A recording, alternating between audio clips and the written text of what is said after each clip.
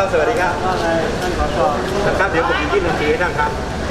ตรงมุมนี้ไปนะครับจะได้เป็นภาพครับนี่คือธงอะไรอันนี้ของชาติพันธุ์รวมครับท่านครับอันนี้ของกะเหรี่ยงกันนะครับอันนั้นของกระถิ่นนะครับทุกมุมนั่นก็อยากจะรายงานท่านนิดหนึ่งนะครับ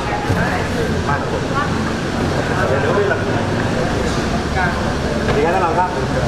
ท่านรองครับในนามของไทยกะเหรี่ยงขอบคุณทางทหารที่ได้ดูแลชายแดนตลอดแต่เมื่อไม่กี่วันมานี้ก็มีข่าวโซเชียลว่าพี่น้องกะเหรี่ยงที่หนีร้อนมาเย็นแล้วก็เข้ามาในไทยแล้วก็อันนี้จริงเท็จเท่าไหร่เรายังไม่ทราบนะครับแต่ว่าที่โซเชียลบอกว่าทหารไทยประกาศเขาออกไป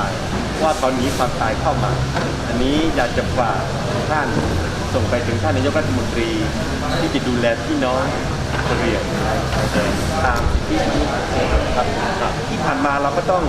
อันนี้ต้องขอบคุณพระบรมสารีวงศ์ที่ดูแลชาวกะเหรี่ยงตลอดมานะครับ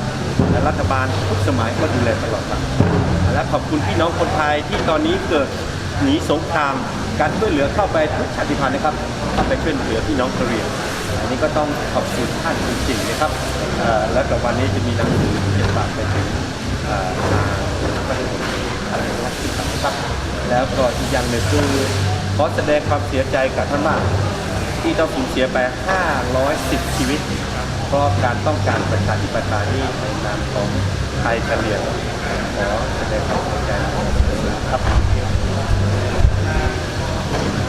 ในรูปที่ร้านในรูปที่น้องอ่าน